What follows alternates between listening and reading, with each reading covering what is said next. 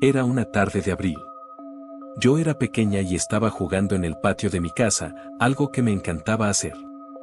Justo a un lado de donde me encontraba, había un terreno abandonado. A lo lejos, vi que una persona se acercaba a mí. Se trataba de un hombre más o menos de la edad de mi papá. Al llegar, me preguntó por él. Mi papá, en ese momento, estaba fuera de la ciudad, pero él siempre nos decía que nunca debíamos decir que estábamos solas, para que nada malo nos pasara. Así que decidí mentirle a aquel señor y le respondí que mi papá estaba dormido. El hombre me sonrió y dijo que sabía que no estaba, pero que no me preocupara, que no quería hacerme daño. Empezó a hablar conmigo y, después de un rato, me pidió que le diera agua. Entré corriendo a mi casa y le conté a mi mamá lo que pasaba. Ella me dio un vaso lleno de agua, y se lo llevé a aquel señor. Él tomó el vaso, pero en lugar de beberlo, sacó un vaso sucio y vació el agua que le había llevado. Me pareció extraño, pero no le di importancia. Luego me dijo que quería dejarle un recado a mi papá, que era importante que no se me olvidara decírselo. Me explicó que ese terreno abandonado, que según él era suyo, se lo regalaba a mi papá. Me dijo que nadie podía quitárselo porque era un regalo. Yo asentí, y el hombre se despidió de mí.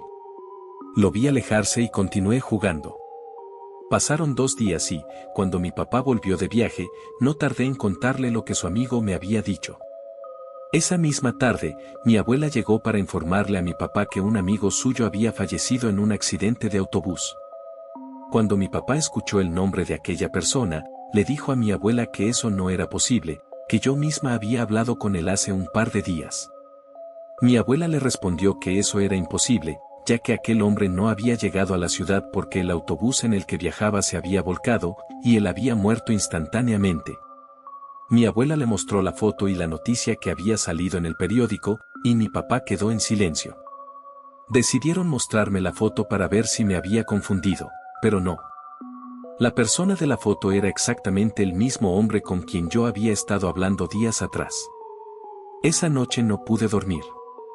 La imagen del hombre seguía en mi cabeza, y las palabras de mi abuela sobre su muerte me atormentaban. A la mañana siguiente, fui a la escuela, y al regresar corrí a cambiarme para jugar de nuevo en el patio.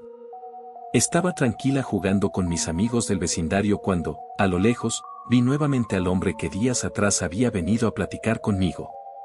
Yo sabía que no estaba muerto, estaba segura de que había hablado con él. Se acercó a mí y volvió a preguntar por mi papá.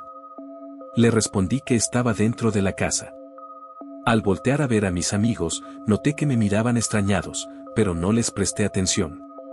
Corrí adentro para decirle a mi papá que su amigo estaba en el patio, que no había muerto como decían. Cuando salimos, aquel señor ya no estaba. Mi papá me miró con desaprobación, pero yo sabía que lo había visto.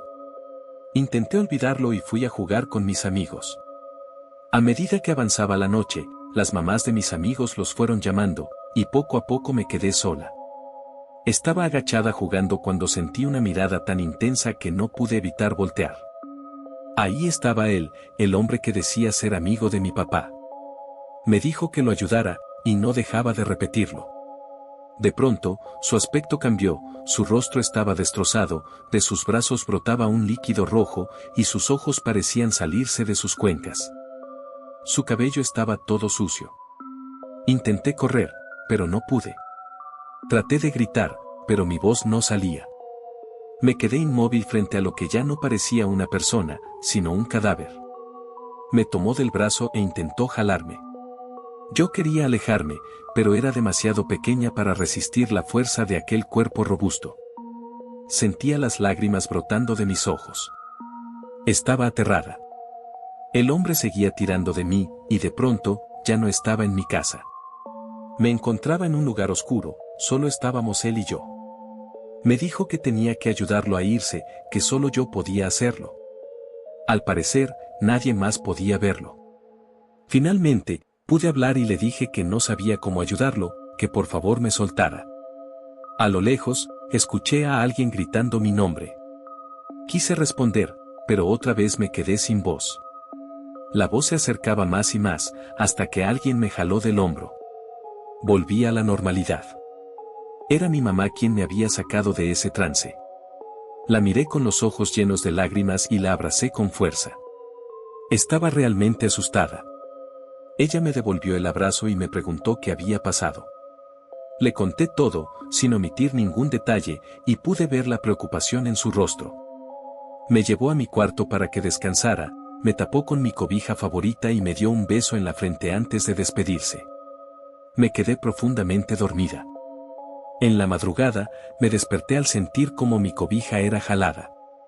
Me molesté, pensando que era mi hermano mayor queriendo molestarme. Le pedí que dejara de hacerlo, pero no obtuve respuesta. Una vez más, alguien jaló mi cobija. Abrí los ojos, furiosa, y mi sorpresa fue que no era mi hermano quien estaba parado al pie de mi cama. Era él, el hombre, extendiendo su mano, queriéndome llevar con él.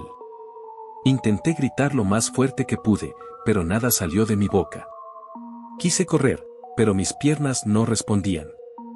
Solo lágrimas brotaban de mis ojos. Él comenzó a hablarme, diciéndome que lo acompañara, que no me haría daño. Pero yo era solo una niña, no quería ir. Me tomó del brazo, esta vez sin lastimarme, y me llevó hacia el patio, justo al lugar donde habíamos tenido nuestra primera conversación. Me señaló un punto en el suelo. Le pregunté qué significaba, pero en ese momento un estruendo rompió el silencio. Al voltear a verlo, de su boca salían gritos desgarradores de dolor. Yo estaba tan asustada que no podía moverme. Y de pronto, todo quedó en silencio. Al voltear, vi a mis padres y hermanos observando todo desde la distancia. Sus rostros reflejaban terror. Entonces, desperté. Había sido solo una pesadilla. Pero, aunque me reí junto a mis padres al contarles lo sucedido, algo dentro de mí sabía que lo que había visto era real, o al menos, el espíritu de aquel hombre. Hoy, a mis 23 años, no he vuelto a verlo. Pero aún me pregunto si todo aquello fue solo la imaginación de una niña, o algo más.